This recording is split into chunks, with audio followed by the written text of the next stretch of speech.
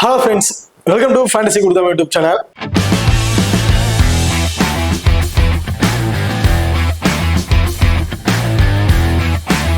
நீங்க நம்ம சேனலை சப்ஸ்கிரைப் பண்ணல மறக்காம சப்ஸ்கிரைப் பண்ணிக்கங்க. கூட பக்கத்துல பெல் ஐகான் டச் ஆன்ல கொடுங்க. நாங்க போடக்கூடிய வீடியோக்கள் எல்லாமே உடனுக்குடன் பாருங்க. இன்னைக்கு நம்ம இந்த வீடியோல டாடா ஐபிஎல்ல நடக்கிற 11வது T20 மேட்சை பத்தி தான் பார்க்க போறோம். இந்த மேட்ச் யார் யாருக்கு இடையில நடக்குது அப்படின்னா Chennai super Kings and Rajasthan Royals இவங்க ரெண்டு பேருக்கும் இடையில தான் இந்த மேட்ச் வந்து நடக்கிறதுக்கு. இந்த பர்டிகுலர் மேட்சோட ஒரு சின்ன ப்ரிவியூ வீடியோ தான் பார்க்க போறோம். வீடியோவை கடைசியில் ஸ்கிப் பண்ணாம பாருங்க. கிட்டத்தட்ட இவங்க ரெண்டு பேருமே ரெண்டு மேட்ச் வந்து பிளே பண்ணியிருக்காங்க. சென்னை ரெண்டு மேட்சுக்கு ஒரு மேட்ச் வின்னிங், இப்போ லாஸ்டா இந்த மேட்ச் தோல்வியோட இந்த மேட்ச் வந்து பிளே பண்ண வராங்க.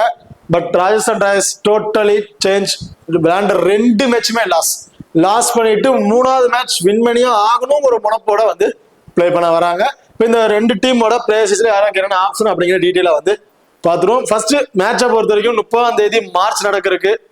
டைமிங் இரவு 7:30 மணிக்கு வந்து இந்த மேட்ச் வந்து நடக்கிறதுக்கு. இதே டேட்ல மதியம் 3:30 மணிக்கு டெல்லிக்கும் சன்ரைசர்ஸுக்கும் மேட்ச் வந்து நடக்கிறதுக்கு. இது வந்து நைட் 7:30 மணிக்கு வந்து நடக்க மேட்சா வந்திருக்கு. இந்த மேட்ச் எங்க நடக்குன்னு பாத்தீங்கன்னா பரஸ்பர் கிரிக்கெட் ஸ்டேடியம் கவுஹாத்தில தான் இந்த மேட்ச் வந்து நடக்கிறதுக்கு. இப்ப இந்த கவுஹாத்தியோட பிச் ரிப்போர்ட் அப்படிங்கிறத பார்த்துருவோம். ஸோ இந்த பிச்சை பொறுத்தவரைக்கும் ஆஸ்திரேலியா தெரிஞ்சதான் ஒரு பேட்டிங்க்கு ஃப்ரெண்ட்லியான வேணும்.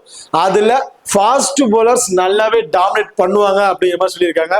பட் லாஸ்டா நடந்த மேட்ச் வந்து பாத்தீங்கன்னா ஸ்பின்னர்ஸ் நல்லாவே டாமினேட் பண்ணியிருந்தாங்க. ஹாஃப் பிரேக் பவுலர் ஆகட்டும், லெக் பிரேக் பவுலர் ஆகட்டும், அவங்க ரொம்பவே நல்லா டாமினேட் பண்ணியிருந்தாங்க ஃபர்ஸ்ட் பவுல் பண்ணும்போது. ஸோ ஃபர்ஸ்ட் பவுல் பண்ணும்போது நல்ல விக்கெட்டிங் ஆப்ஷன் வந்து இருந்துச்சு இந்த வெனுவில். இந்த வெனுவில் ஒரு 170 to 180 பிளஸ் ஸ்கோர் வரையும் அடிக்கிறதுக்கான வாய்ப்புகள் இருக்கும். அந்த அளவுக்கு பவுலர்ஸும் கொஞ்சம் நல்ல டஃப் கொடுக்கறதுக்கான வாய்ப்புகள் இருக்கு இந்த வெனுவை பொறுத்த வரைக்கும். இந்த வெனுவில் டாஸை வின் பண்ண டீம் ஃபர்ஸ்ட் வந்து பவுலிங்கை தான் வந்து சூஸ் பண்ணுவாங்க. அடுத்ததான் நீங்க நம்ம டெலிகிராம் சேனல் வந்து ஜாயின் பண்ணலைன்னா மறக்காம ஜாயின் பண்ணிக்கோங்க.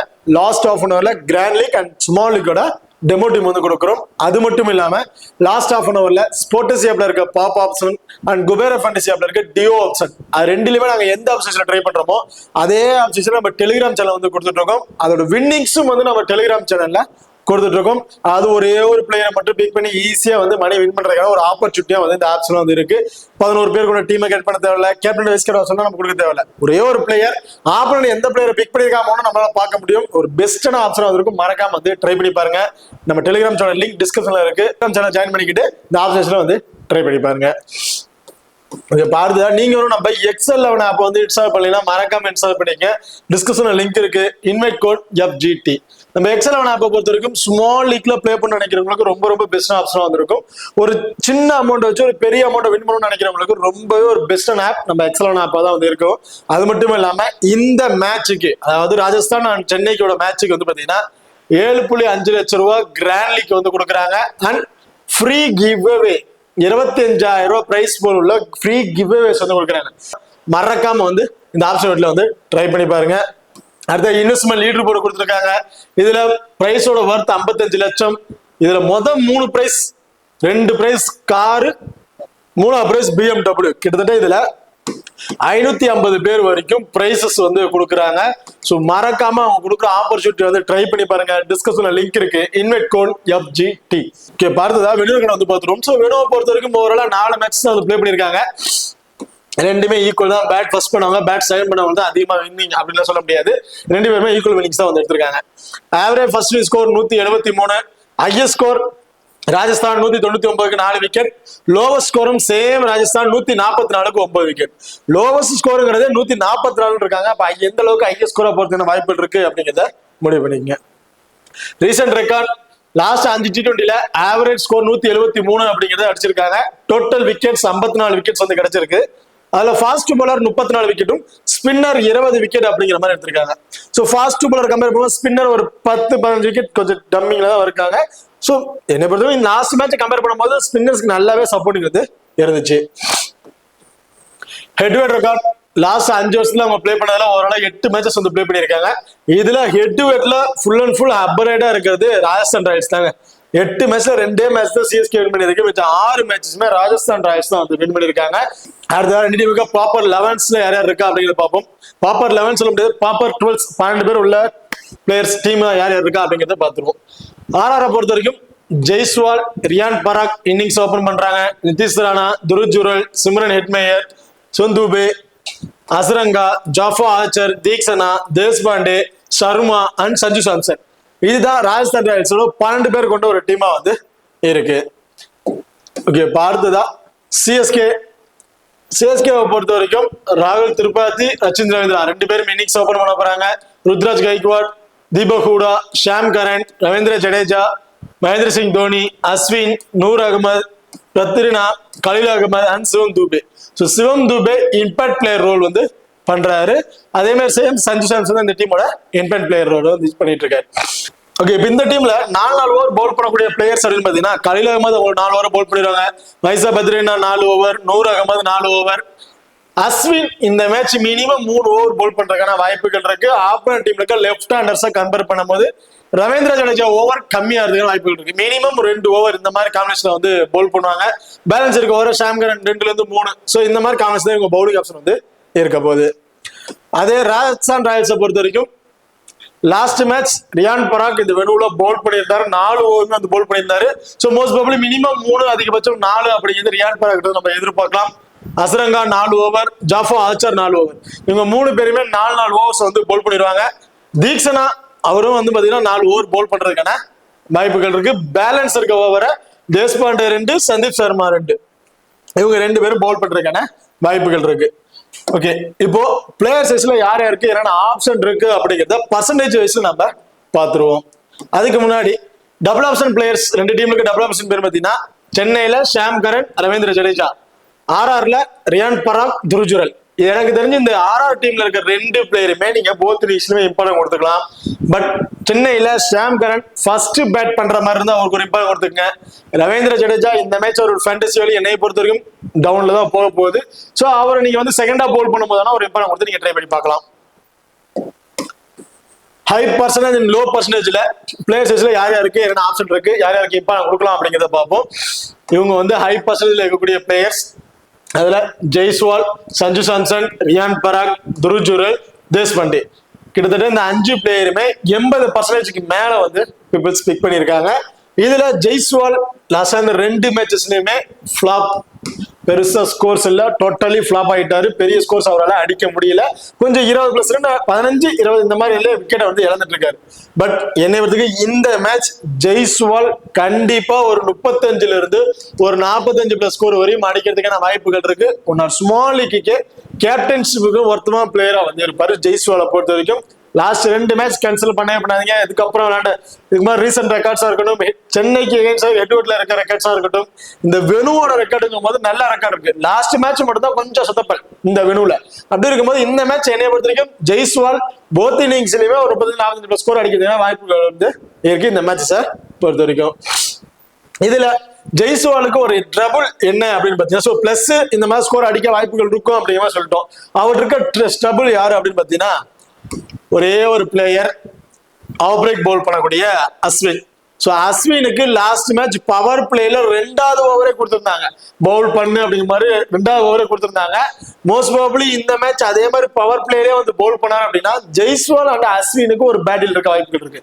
இப்படி இல்லாத பட்சத்துல பவர் பிளே பயன்படுத்தி ஜெய்ஸ்வால் ஒரு 25-30+ ரன் ஆவரேஜா அடிக்கிறதுக்கான வாய்ப்புகள் இருக்கு இந்த மேட்சை பொறுத்த வரைக்கும். Sanju Samson so first match ரொம்ப சூப்பரா பர்ஃபார்மன்ஸ் பண்ணாரு. லாஸ்ட் மேட்ச் இந்த வெனுவுல டோட்டலி ஃபிளாப் அப்படின்னு தான் சொல்லணும். ஹெட் வெட்டும் சொல்லிக்கிற மாதிரி பெருசா இல்ல சஞ்சு சாம்சனை பொறுத்த வரைக்கும். வெனுவுல என்னைய பொறுத்த வரைக்கும் இந்த மேட்ச் ஃபர்ஸ்ட் பேட் பண்றாருன்னா ஒரு 20ல இருந்து ஒரு 25+ ஸ்கோர், செகண்டா பேட் பண்றாருன்னா ஒரு 30ல இருந்து ஒரு 35+ ஸ்கோர் அப்படிங்கிற ஆவரேஜ்ல வந்து எதிர்பார்க்கலாம். ஸோ ஸ்மால் லீக்ல எல்லாருமே சஞ்சு சாம்சன் வந்து ட்ரை பண்ணியிருப்பாங்க. 20ல இருந்து ஒரு 25+ ஸ்கோர் இந்த மாதிரி காம்பினேஷன் தான் ஒரு போத் இன்னிங்ஸ்ல எடுக்கிறதுக்கு வாய்ப்பு இருக்கும். கிராண்ட் லீக் ட்ரை பண்ணும்போது செகண்டா பேட் பண்ணும்போது ஒரு இம்பார்ட்டன்ட் கொடுத்து ட்ரை பண்ணி பாருங்க. ரியான் பராக் போத் இன்னிங்ஸ்லயுமே இம்பார்ட்டன்ட் பிளேயர். அவரோட ஃபார்ம் வைஸ் அந்த அளவுக்கு இருக்கு. பேட்டிங்ல இருக்கட்டும், ஃபீல்டிங் பொசிஷனா இருக்கட்டும், பவுலிங்கிலும் நல்ல ஒரு ஃபார்ம்ல இருக்கக்கூடிய பிளேயர். ஹெட் வெட்ல நல்ல ரெக்கார்ட் வச்சிருக்காரு. வெனுவுல நல்ல ரெக்கார்ட் இருக்கு. ரீசன்ட் ஃபார்ம் ரொம்ப டீசென்டான ஃபார்ம்ல வந்து பிளே பண்ணிட்டு இருக்காரு. என்னை பொறுத்தவரைக்கும் மினிமம் 3 ஓவர் அதிகபட்சம் 4 ஓவர் பவுல் பண்றாரு. ஆப்போனன்ட் டீம்ல இருக்கக்கூடிய லெஃப்ட் ஹேண்டர்ஸ் அப்படின்னு பார்க்கும்போது டாப் ஆர்டர்ல கிட்டத்தட்ட 3 லெஃப்ட் ஹேண்டர்ஸ் வந்துடுறாங்க. Rachin Ravindra, Sam Curran, Ravindra Jadeja top 6லயே 3 லெஃப்ட் ஹேண்டர்ஸ் வந்ததுனால இந்த மேட்ச் ரியான் பராக் கிட்ட இருந்து நம்ம ஒரு விக்கெட் அப்படிங்கிறது ஆவரேஜா வந்து எதிர்பார்க்கலாம். ஏன்னா அதுக்கப்புறம் தீக்ஷனா இருக்காரு. சோ தீக்ஷனா நல்ல ஒரு விக்கெட்டிங் ஆப்ஷன் பவுலர், தெரிஞ்சு ஒரு விக்கெட் அப்படிங்கிறது எதிர்பார்க்கலாம். ஒரு 25+ ஃபேண்டசி பாயிண்ட், டீம்ல இருக்க பாயிண்ட், அவர் டாட் பால் கொடுக்க பாயிண்ட்ல சேர்த்து கிட்டத்தட்ட ஒரு 30+ ஃபேண்டசி பாயிண்ட் அவர் அந்த விக்கெட் மூலமாவே அவருக்கு வந்து கிடைச்சிருது. அண்ட் பேட்டிங்ல வந்து 20+ ஸ்கோர் அடிச்சாவே போதும், கிட்டத்தட்ட 40+ ஃபேண்டசி பாயிண்ட். ஓவராலா 80ல இருந்து 85+ ஃபேண்டசி பாயிண்ட்ங்கிறது ஆவரேஜா வந்து ரியான் பராக் வந்து நம்ம எதிர்பார்க்கலாம். சோ இந்த மேட்ச் ஸ்மால் லீக்கு சேஃபான ஒரு கேப்டன்ஷிப் அப்படின்னா ரியான் பராக் வந்து இருப்பாரு இந்த மேட்சை பொறுத்த வரைக்கும். துருஜுரல் விக்கெட் கீப்பிங் ஆப்ஷன், ஆப்போனன்ட் டீம்ல இருக்கிற தோனியை கம்பேர் பண்ணும்போது சோ துருஜுரல் போத் இன்னிங்ஸ்லயுமே ஒரு இம்பார்ட்டன்ட் பிளேயர். அவரை தான் ட்ரை பண்ணி ஆனோம். தோனியை வந்து பெருசா கன்சல்ட் பண்ண முடியாது சும்மா லீக்ல. சோ அவர் வந்து பாத்தீங்கன்னா பெருசா அந்த ஹிட்டிங் பண்ணணும், அடிச்சு ஸ்கோர் கொண்டு போகணும் அந்த மைண்ட்ல ஆடுறது இல்ல. ரசந்த் 2 மேட்ச்லயும் வந்து பாருங்க, ஃபர்ஸ்ட் மேட்ச் சரி ரச்சின் ரவீந்திராவுக்கு கொஞ்சம் ஸ்கோர் கொண்டு போட்டோம் அப்படின்னா 2 பால் தான் இருக்குன்னு சொல்லி நிறுத்தினாரு, ஓகே.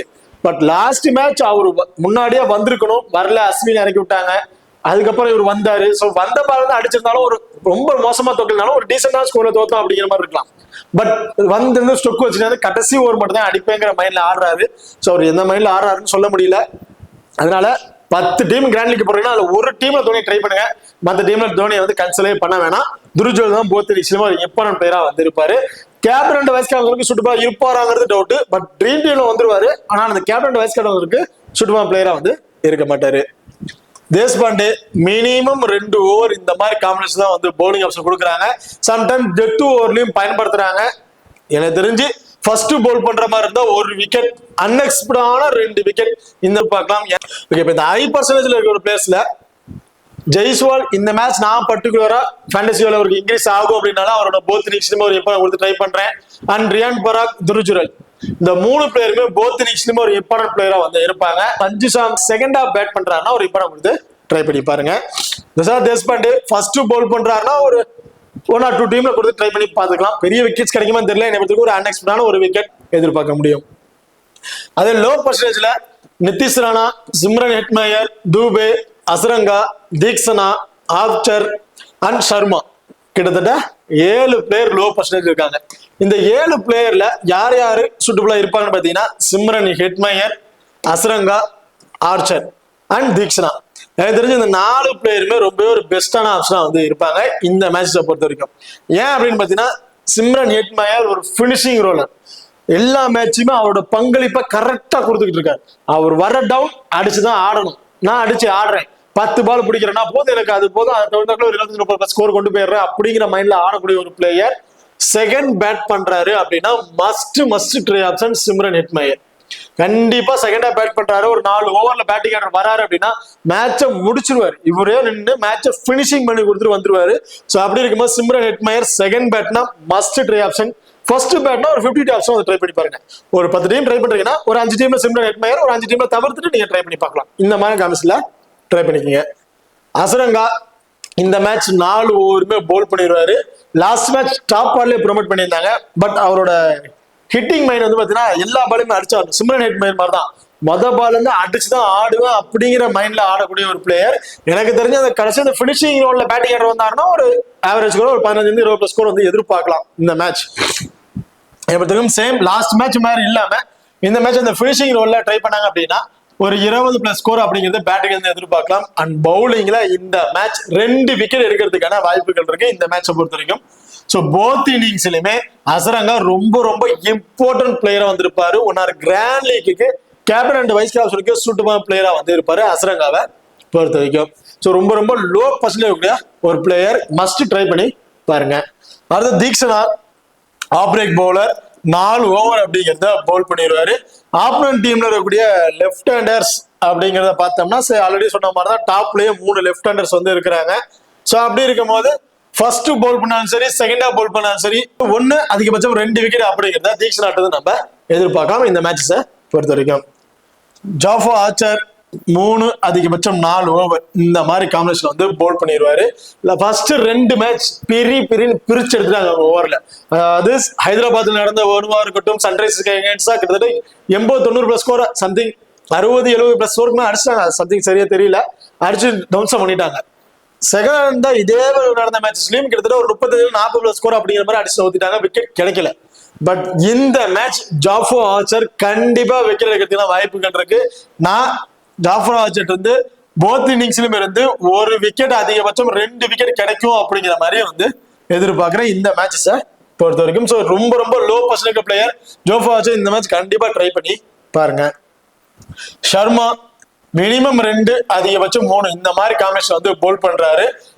இந்த மேட்ச் செகண்டா போல் பண்றாரு அப்படின்னா ஷர்மான்றது நம்ம ஒரு விக்கெட் அப்படிங்கறத எதிர்பார்க்கலாம். ஃபர்ஸ்ட் போல் பண்றாருன்னா அந்த ஒரு விக்கெட் கிடைக்குமாங்கிறது பெரிய டவுட்டா தான் வந்து இருக்கு இந்த மேட்சஸை பொறுத்த வரைக்கும். இப்ப இந்த லோ பர்சன்டேஜ்ல அசரங்கா போத் இன்னிங்ஸ்லயுமே இம்பார்ட்டன்ட் பிளேயர். ஜாஃபோ ஆர்ச்சர் கூட நீங்க போத் இன்னிங்ஸ்லயும் ஒரு இம்பார்ட்டன்ட் வந்து ட்ரை பண்ணி பார்க்கலாம். இல்ல ஜாஃபோ ஆர்ச்சர் சிங்கிள் ஆப்ஷன் நீங்க ட்ரை பண்ண வச்சீங்கன்னா ஃபர்ஸ்ட் பவுல் பண்றாங்க அப்படின்னா இம்பார்ட்டன்ட் கொடுத்துக்கங்க. தீக்ஷனா ஆஸ் யூசுவல் போத் இன்னிங்ஸ்லயும் இருந்து ஒரு விக்கெட் அதிகபட்சம் 2 விக்கெட் இந்த மாதிரி காம்பினேஷன்ல தீக்ஷனான்றது நம்ம எதிர்பார்க்கலாம். சிம்ரன் ஹெட்மயர் செகண்ட் பேட் அப்படின்னா கண்டிப்பா இவங்க வந்து நீங்க ட்ரை பண்ணி பாருங்க. இப்ப இதுல சொல்லாத 2 பிளேயர் தூபே, நிதிஷ் ராணா. ஸோ நிதிஷ் ராணாவோட ரீசன்ட் ஃபார்ம் சொல்லிக்கிற மாதிரி எதுவுமே இல்லை. விளையாண்ட 2 மேட்ச்லயுமே பால் 2 பால் கொஞ்சம் பெரிய ஸ்கோர்ஸே அடிக்கல, டக்குன்னு விக்கெட் இழந்துட்டாரு. எனக்கு என்னமோ இந்த மேட்ச் அவர்கிட்ட இருந்து ஒரு நல்ல ஸ்கோர் எதிர்பார்க்கலாமோ அப்படிங்கறது தோணுது. நான் பர்டிகுலரா ஒரு 20ல இருந்து ஒரு 25+ ஸ்கோர் அடிப்பாரு அப்படிங்கறத எதிர்பார்க்கிறேன் போத் இன்னிங்ஸ்லயுமே இருந்து. பட் ரீசன்ட் ஃபார்ம் சொல்லிக்கிற மாதிரி எதுவுமே இல்லைங்கிறது ஒரு மைனஸா இருக்கு. 10ல ஒரு 2 அல்லது 3 டீம்லேயும் வந்து டிஃபரன்ஸ் பிக்கா வந்து ட்ரை பண்ணி பாருங்க. ஓகே, அடுத்த சென்னையை பொறுத்த வரைக்கும் ஹை பர்சன்டேஜ்ல ரச்சின் ரவீந்திரா, ருத்ராஜ் கைக்வாட், ரவீந்திர ஜடேஜா, நூர் அகமது, பத்ரி ராணா அண்ட் கலீல் அகமது கிட்டத்தட்ட 6 பிளேயர் ஹை பர்சன்டேஜ் வந்து இருக்கிறாங்க. இந்த 6 பிளேயர்ல யார் யாருக்கு போத் இன்னிங்ஸ்லயுமே இம்பார்ட்டன்ட் கொடுக்கலாம் அப்படின்னு பாத்தீங்கன்னா ரச்சின் ரவீந்திராக்கு நீங்க போத் இன்னிங்ஸ்லயுமே இம்பார்ட்டன்ட் கொடுத்துக்கலாம். ஏன் அப்படின்னு பாத்தீங்கன்னா ரச்சின் ரவீந்திரா பெரிய ஹெட்டிங் மைண்டுக்கே போலங்க. டாப் ஆர்டர்ல பவர் பிளேல ஒரு விக்கெட்ஸ் விழுந்துருச்சு அப்படின்னா ரச்சின் ரவீந்திரா என்ன பண்ணிடுறாரு, நான் ஹிட்டிங் மைண்ட்ல நான் பிளே பண்ண விரும்பல, நான் சிங்கிள்ஸ் ரொட்டேட் பண்றேன், பாலுக்கு பால் ரொட்டேட் பண்ணிட்டு ஸ்கோர்ஸை கொண்டு போறேன்ட்டு ஒன் சைடா நின்னுறாரு. இந்த 2 மேட்சுமே அப்படிதான் பிளே பண்ணாரு. டாப் ஆர்டர்ல விக்கெட் விழுந்துருது, அதுக்கப்புறம் ஒரு ஸ்லோவர் டவுனா வந்து பிளே பண்ண ஆரம்பிச்சிடறாரு. பெரிய ஹிட்டிங்ல பெரிய பவுண்டரிஸ் ட்ரை பண்றதுல கடைசி டைம்ல அடிச்சுக்கிறேன் அப்படிங்கிற மாதிரி மைண்ட்ல பிளே பண்றாரு. அவர்கிட்ட இருந்து நம்ம ஒரு 25ல இருந்து ஒரு 30+ ஸ்கோர் இந்த மாதிரி தான் வந்து எதிர்பார்க்க முடியும். ருத்ராஜ் கைக்வாட் ஃபர்ஸ்ட் மேட்ச் ரொம்ப சூப்பரா நாக்கு வந்து பிளே பண்ணாரு. குயிக் ஃபயரா அவரோட பொசிஷனை காமிச்சிட்டு போயிட்டாரு. செகண்ட் மேட்ச் பால்லே விக்கெட், எதிர்பாராத விக்கெட், அன்எக்ஸ்பெக்டட் விக்கெட். அசில்வுட் பவுல்ல நல்ல கேட்சஸ், எதிர்பாராத கேட்சஸ் சொல்லலாம், விக்கெட்டை வந்து இழந்துட்டாரு. இந்த மேட்ச் டோட்டலி சேஞ்ச். அப்படியே பேட்டிங் ஆர்டர் வராரு. ஃபர்ஸ்ட் பேட் பண்றாருன்னா ஒரு 20ல இருந்து 25, செகண்ட் பேட் பண்றாருன்னா 40ல இருந்து ஒரு 50+ ஸ்கோர் அப்படிங்கிறத கூட தாராளமா எதிர்பார்க்கலாம். ருத்ராஜ் கைக்வாட பொறுத்த வரைக்கும் ஆர்ஆர்க்கு எகெயின்ஸ்டா இருக்க ஒரு ஹெட் டு ஹெட் ரெக்கார்டா இருக்கட்டும், எல்லாமே சூப்பரா இருக்கு. ரீசன்ட் ஃபார்ம் எல்லாமே நல்லா இருக்கு. நான் இந்த மேட்ச் ருத்ராஜ் கைக்வாட போத் இன்னிங்ஸ்லயுமே இம்பார்ட்டன்ட் கொடுத்து ட்ரை பண்ண போறேன். ரவீந்திர ஜடேஜா இந்த மேட்ச் அவரோட ஃபேண்டசி வேல்யூ டவுன்ல தான் போக போகுது.